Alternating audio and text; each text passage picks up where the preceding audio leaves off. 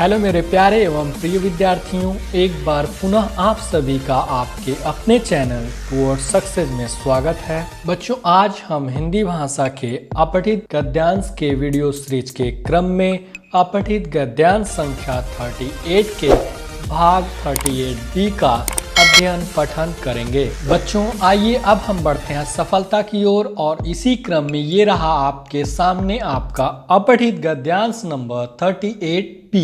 यहाँ आप देखेंगे बच्चों 38B, यही हमारा क्या है, अपठित गद्यांश है।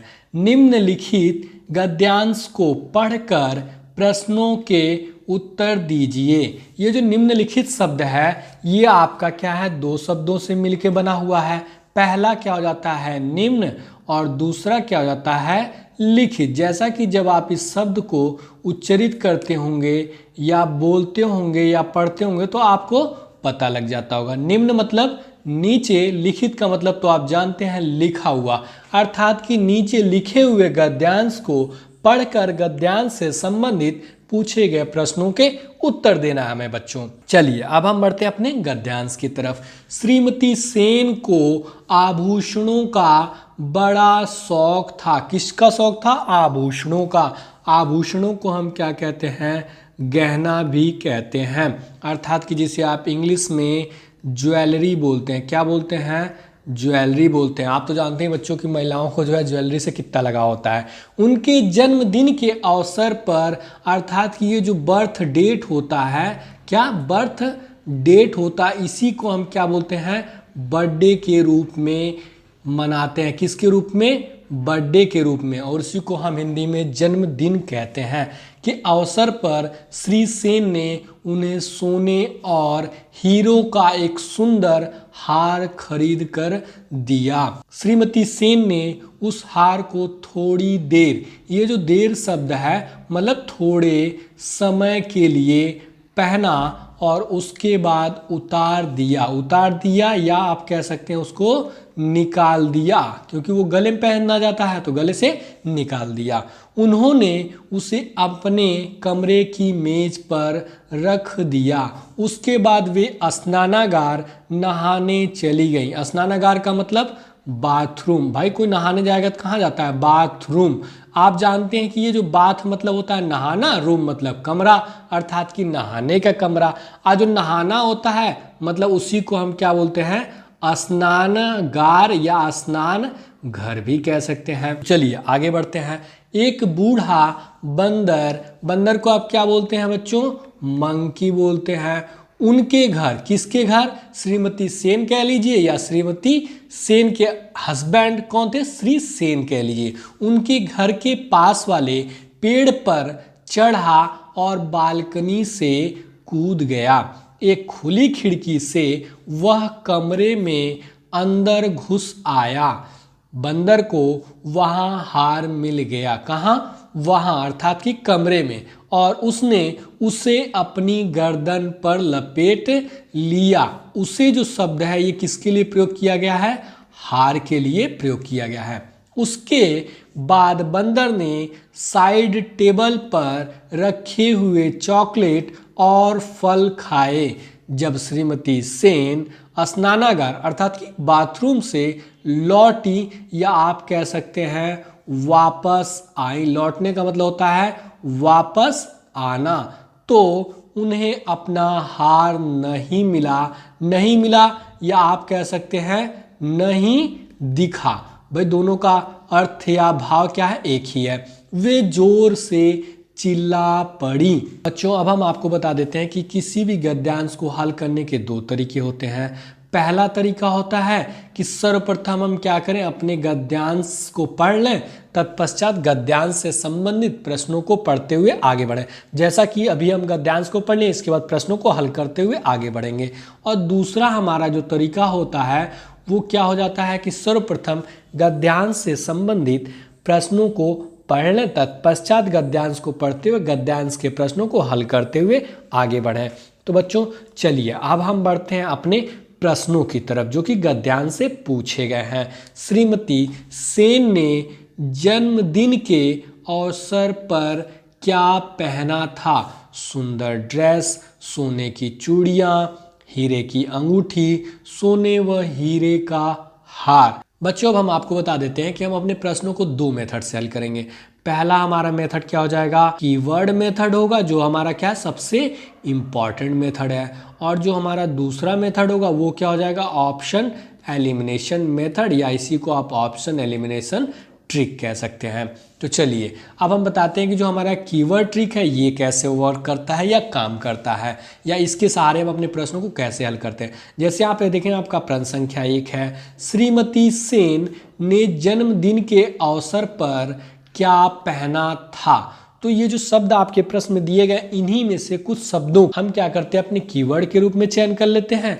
जिन शब्दों को या जिन शब्दों को हमने कीवर्ड के रूप में चयन किया है उसके समान अर्थ या समान भाव व्यक्त करने वाले शब्दों को हम क्या करते हैं अपने गद्यांश में ढूंढेंगे, जिसके आसपास हमारे प्रश्नों का उत्तर मिल जाता है। तो चलिए हम बताते हैं कि इस प्रश्न में हमारा जो कीवर्ड होगा वो क्या होगा, पहना था। अर्थात कि जो पहनना शब्द है यही हमारा क्या हो जाएगा, कीवर्ड हो जाएगा, जिससे हम क्या करेंगे अपने गद्यांश में ढूंढेंगे और अपने प्रश्न को हल करेंगे। तो चलिए प्रश्न संख्या उत्तर 1 का जानने के लिए हम बढ़ते हैं अपने गद्यांश की तरफ।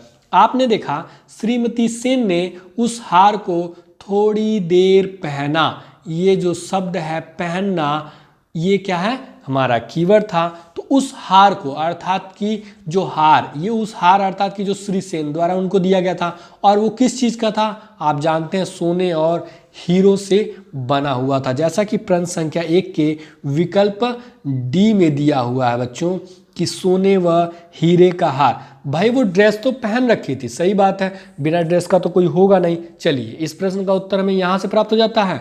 अब हम बढ़ते हैं अपने प्रश्न की तरफ और आपको बताते हैं हम कैसे हमारे प्रश्न का उत्तर विकल्प डी होगा। तो यही हमारा क्या हो जाएगा, हमारे गद्यांश के माध्यम से हमारा सही विकल्प क्या होगा, विकल्प डी होगा। तो हम आपको बता दें, जैसे आपने देखा सुंदर ड्रेस, तो आपको हम ये भी बता देते हैं कि जिनका उल्लेख या वर्णन आपके गद्यांश में नहीं किया गया उनको हम नहीं सेलेक्ट करते हैं, नहीं चयन करते हैं। भाई बिना ड्रेस, अर्थात कि ये ड्रेस का मतलब क्या है, कपड़ा कह लीजिए या वस्त्र कह लीजिए। तो भाई सीधी सी बात है, बिना वस्त्र का तो कोई होगा नहीं, लेकिन आपके गद्यांश में इसका उल्लेख नहीं है, तो ये आपका क्या हो जाएगा, गलत होगा। सोने की चूड़ियाँ, चूड़ियों का उल्लेख भी आपके गद्यांश में नहीं है, तो ये भी गलत होगा। हीरे की अंगूठी, अंगूठी का भी उल्लेख क्या आपके गद्यांश में नहीं है, तो ये भी कट हो जाएगा। सीधे शब्दों को देखना है, चूड़ियों का इस्तेमाल नहीं है, सोने का है चलिए लेकिन चूड़ियों का नहीं है, हीरा है लेकिन अंगूठी नहीं है, तो ये गलत हो जाता है। तो उन्होंने क्या पहना और किसे निकाला था, भाई इसमें स्पष्ट दिया है कि उन्होंने निकाला और पहन भी रखा था। हीरो का एक सुंदर हार खरीद कर दिया, श्रीमती सेन ने उस हार को थोड़ी देर पहना था। तो यही हमारा क्या हो जाएगा, प्रश्न संख्या 1 का सही विकल्प क्या हो जाएगा, विकल्प डी। और ये अब हम आपको बताते हैं, ये जो हमारा कीवर्ड मेथड है इसके माध्यम से तो हमारा उत्तर चलिए हमें मिल गया। अब ऑप्शन एलिमिनेशन हमारा कैसे वर्क करता है अब हम इसको देखते हैं। तो हम आपको बता देते हैं बच्चों की, जैसे कि आप जानते हैं, जैसे ये आपका प्रश्न संख्या 1 है, इसके लिए क्या है आपका विकल्प ए, विकल्प बी, विकल्प सी और विकल्प डी, ये 4 विकल्प दिए हुए हैं। तो इनमें से आप जानते हैं कि आपका एक ही विकल्प सही होता है और उसी का हमें चयन करना होता है। तो जो हमारा ऑप्शन एलिमिनेशन मेथड होता है या ट्रिक होता है, उसमें से हम क्या करते हैं, जो गलत विकल्प होते हैं उन विकल्पों को हम क्या करते हैं, कट कर देते हैं, गलत कर देते हैं या छोड़ देते हैं, या आप कहते हैं इंग्लिश में एलिमिनेट कर देते हैं, और शेष विकल्प में से सबसे उचित या उपयुक्त विकल्प का चयन करते हैं। तो इसमें हम क्या करते हैं, जिन शब्दों का या वाक्यांशों का या आप कह सकते हैं वाक्यों का उल्लेख आपके गद्यांश में नहीं मिलता है, या उससे समानार्थी या समान भाव व्यक्त करने वाले शब्दों का आपके गद्यांश में उल्लेख या वर्णन नहीं किया गया, तो उनको हम क्या करते हैं, सीधे गलत कर लेते हैं। जैसे सुंदर ड्रेस, तो ड्रेस अर्थात कि कपड़े का उल्लेख तो आपके गद्यांश में नहीं किया गया है, तो ये आपका गलत हुआ, तो आपका विकल्प भी क्या हो जाएगा, गलत हो जाएगा। चलिए अब आपका सोने की चूड़ियाँ, चूड़ियों का उल्लेख आपके गद्यांश में नहीं किया गया है, तो ये भी आपका क्या हो जाएगा, विकल्प ए गलत हो गया, विकल्प बी भी गलत हो जाएगा। फिर हीरे की अंगूठी, अंगूठी का भी उल्लेख आपके गद्यांश में नहीं किया गया, तो विकल्प सी भी गलत हो जाएगा। अब आपने देखा कि आपके पास एक ही विकल्प बचा है, सोने व हीरे का हार, सोने का भी उल्लेख हीरे का भी है, हार का भी है, अर्थात कि यही जो आपका एक विकल्प बच रहा है विकल्प डी, यही हमारा क्या हो जाएगा, सही विकल्प हो जाएगा बच्चों हमारे ऑप्शन एलिमिनेशन मेथड या ट्रिक से। लेकिन हमारा जो सबसे इम्पॉर्टेंट ट्रिक है क्या है, इम्पॉर्टेंट ट्रिक, इसी को आप क्या कह सकते हैं, सबसे कारगर या सबसे सहायक। तो यही हमारा क्या है, कीवर्ड ट्रिक है। बच्चों अब हम बढ़ते हैं अपने अगले और दूसरे प्रश्न की तरफ। श्रीमती सेन ने हार को कहाँ रखा था? स्नानागार में, मेज पर, खिड़की पर, अलमारी में। तो बच्चों हम आपको बता देते हैं, यहाँ जो हमारा कीवर्ड हो जाएगा वो क्या हो गया, रखा। रखा अर्थात कि रखना ही हमारा क्या हो जाएगा, कीवर्ड हो जाएगा, जिसे हम क्या करेंगे, अपने गद्यांश में ढूंढेंगे और उसी के माध्यम से हम अपने प्रश्नों को हल करेंगे। चलिए अब हम देखते हैं अपने गद्यांश में। जैसा कि आप यहाँ देखेंगे कि श्रीमती सेन ने उस हार को थोड़ी देर पहना और उसके बाद उतार दिया। उन्होंने उसे अपने कमरे की मेज पर रख दिया। ये जो रख देना शब्द है यही हमारा क्या था बच्चों, कीवर्ड था। तो उन्होंने कहाँ रखा, कमरे की मेज पर, जैसा कि आपके प्रश्न संख्या 2 के विकल्प बी में दिया है। तो इस प्रकार से प्रश्न संख्या 2 का उत्तर हमें यहाँ से प्राप्त हो जाता है। अब हम बढ़ते हैं अपने प्रश्न की तरफ। यह हमारा प्रश्न है, स्नानागार में, नहीं स्नानागार में तो वो कहाँ गई थी, नहाने के लिए गई थी।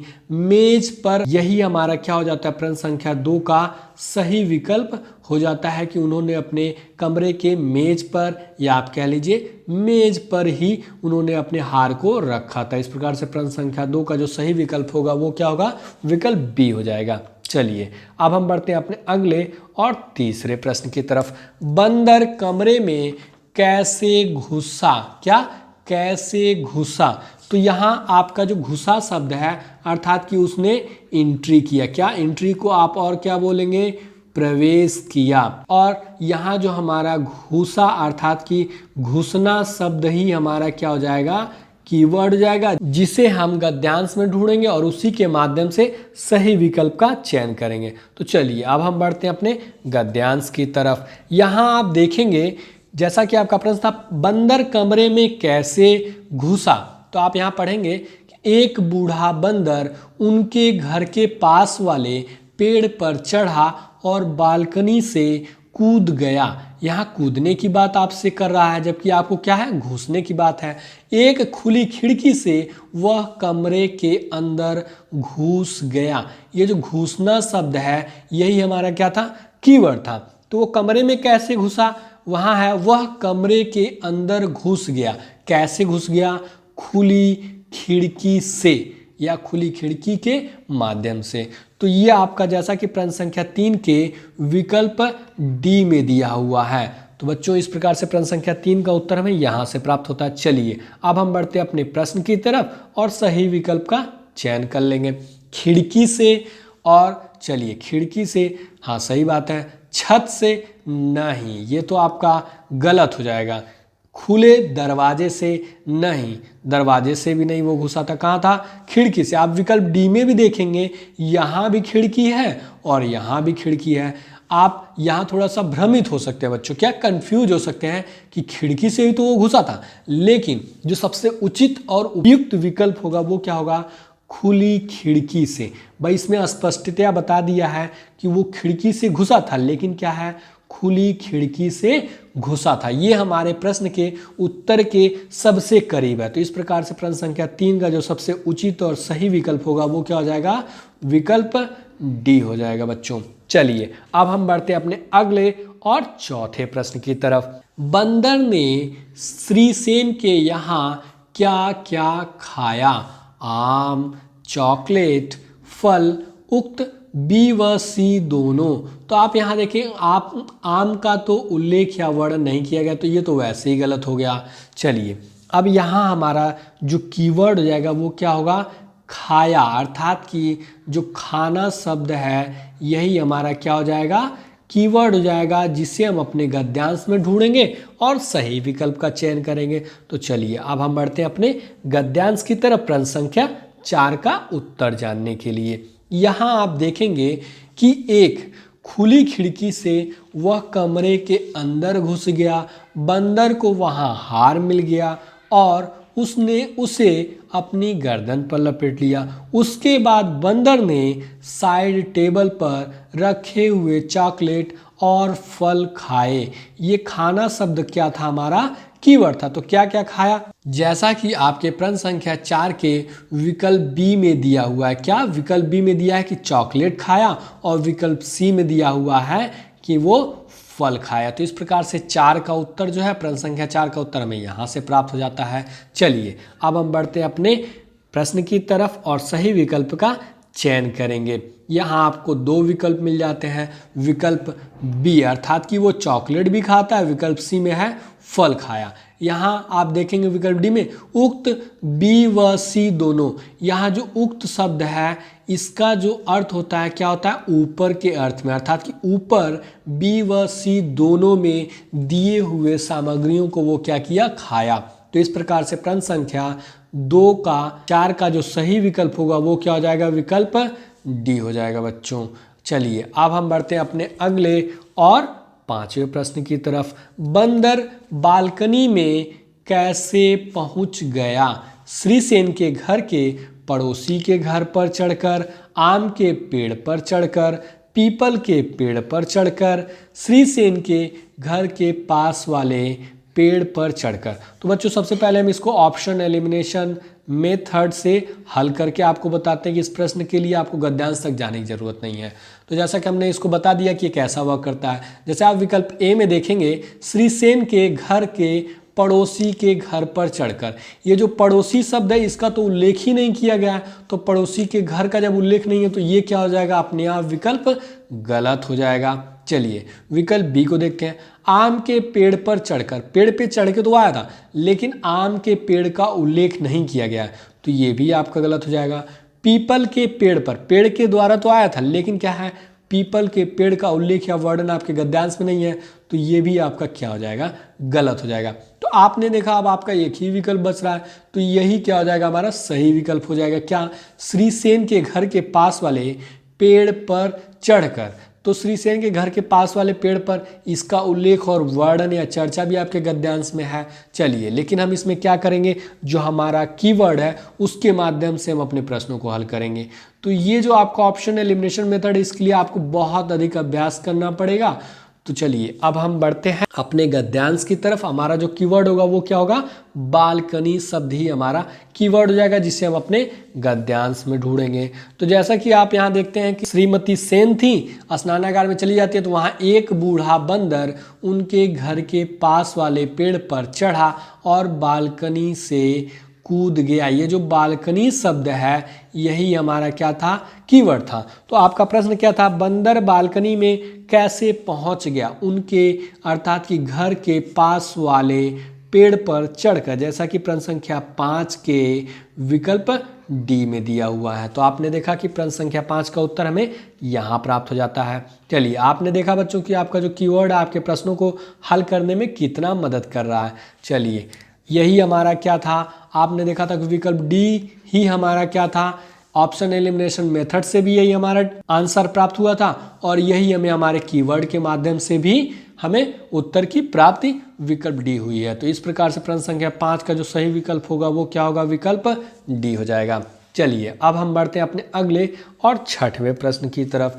गद्यांश में प्रयुक्त शब्द सुंदर का विपरीतार्थी शब्द है। यहाँ जो आपका विपरीत शब्द दिया हुआ है ये 2 शब्दों से मिलकर बना है, मतलब विपरीत जो है क्या है, पहला तो विपरीत हो जाता है और दूसरा हमारा क्या हो जाता है, अर्थ शब्द हो जाता है। और अर्थ में क्या है, ई प्रत्यय जुड़ा हुआ है। तो विपरीत अर्थ अर्थात कि विपरीत अर्थ देने वाले शब्द हमें पता करने हैं। तो सुंदर आप जानते हैं किसे बोलते हैं, ब्यूटीफुल को बोलते हैं, इंग्लिश में क्या बोलते हैं, ब्यूटीफुल। तो इसका क्या हो जाता है, इंग्लिश में इसका वो क्या बोलते हैं, अपोजिट वर्ड्स क्या हो जाता है, अगली बोलते हैं। क्या बोलते हैं, अगली, कुरूप या भद्दा। तो हम आपको बताते हैं कि जो सुंदर है इसका विलोम शब्द या विपरीतार्थी शब्द क्या होता है। इसका विपरीतार्थी शब्द क्या होता है, कुरूप भी होता है, कुरूप होता है। सुंदर का एक विलोम शब्द और क्या होता है, भद्दा होता है। तो जानते हैं कि जो चीज़ सुंदर नहीं दिखती उसे आप भद्दा भी बोल देते हैं, जैसे अरे यार ये तो बहुत भद्दी हैंड राइटिंग है। और उसी को आप क्या बोलते हैं, भोंदा भी बोलते हैं। क्या बोलते हैं, भोंदा ही बोलते हैं। तो चलिए अब हम अपने विकल्पों को देखते हैं। कुरूप, तो हाँ सही बात है, जैसा कि हमने बताया कि जो सुंदर का विलोम क्या होता है, कुरूप भी होता है। भद्दा, तो आप यहाँ देखेंगे आपका भद्दा भी दिया हुआ है, चलिए ये भी सही है। विकल्प सी देखेंगे भोंदा, तो हाँ सही बात है कि भोंदा भी क्या होता है, हमारे सुंदर का विलोम शब्द होता है। विकल्प डी में देखते हैं उक्त सभी, ये जो उक्त शब्द है इसका तात्पर्य किससे होता है, ऊपर से होता है। किससे होता है, ऊपर से, अर्थात कि ऊपर के सभी जो विकल्प में दिए गए हैं वो क्या होते हैं, सुंदर का विपरीतार्थी या आप कह सकते हैं विलोम शब्द होता है। तो इस प्रकार से प्रश्न संख्या डी का जो सही विकल्प होगा वो क्या हो जाएगा, विकल्प डी हो जाएगा कि सुंदर का विलोम कुरूप भी होता है, भद्दा भी होता है और भोंदा भी होता है। बच्चों यहाँ आप देखेंगे कि आपके सामने एक गद्यांश से 6 प्रश्न लाए गए हैं। तो बच्चों हम आपको बता देते हैं आपकी जानकारी के लिए, जैसा कि आप नवोदय विद्यालय की प्रवेश परीक्षा की तैयारी कर रहे हो या किसी भी विद्यालय की प्रवेश परीक्षा की तैयारी कर रहे हो या आप किसी प्रतियोगी परीक्षा की तैयारी कर रहे हो, एक गद्यांश से अधिकतम 5 ही प्रश्न पूछे जाते हैं। लेकिन आपके अपने चैनल टूवर्ड्स सक्सेस द्वारा एक गद्यांश से बनने वाले हर संभावित अधिक से अधिक प्रश्नों को आपके सामने प्रस्तुत किया जा रहा है, लाया जा रहा है, जिससे आप अधिक से अधिक अभ्यास कर सकें, अध्ययन कर सकें, पठन कर सकें और आपका जो मुख्य उद्देश्य और लक्ष्य है उसको आप प्राप्त कर सकें। आप जितना ही अभ्यास करेंगे बच्चों उतना ही आपका क्या होगा, मानसिक और बौद्धिक विकास होने के साथ साथ निर्णय लेने की क्षमता में भी अभिवृद्धि होगी और आपका जो ज्ञान भंडार है अर्थात कि शब्दकोश का जो ज्ञान भंडार है उसमें भी क्या होगा, अभिवृद्धि होगा। तो बच्चों और अंततः हम आपको बता देते हैं कि आप आज के पढ़े गए गद्यांश का अभ्यास करना चाहते हैं, अध्ययन करना चाहते हैं या रिवीजन करना चाहते हैं अर्थात कि दोहराव करना चाहते हैं, तो नीचे दिए गए डिस्क्रिप्शन बॉक्स में जाकर वहां से आप पढ़ सकते हैं और अभ्यास कर सकते हैं। प्यारे बच्चों अब इसी के साथ आपका आज का क्लास समाप्त होता है। हमारी आपकी मुलाकात फिर कल अगले वीडियो में होगी। My dear and loving students, यदि आपको हमारा यह वीडियो पसंद आया हो तो वीडियो को लाइक एवं शेयर जरूर करें। यदि आपके मन में किसी प्रकार का प्रश्न हो या हमारे लिए कोई सुझाव हो तो नीचे कमेंट बॉक्स में कमेंट जरूर करें एवं हमसे जुड़े रहने के लिए आपके अपने चैनल टूवर्ड्स सक्सेस को सब्सक्राइब अवश्य करें। वो पास में बने इस बेल आइकन को जरूर दबाएं जिससे आपको हमारे हर एक नए वीडियो का नोटिफिकेशन मिलता रहे। A lot of thanks for watching this video.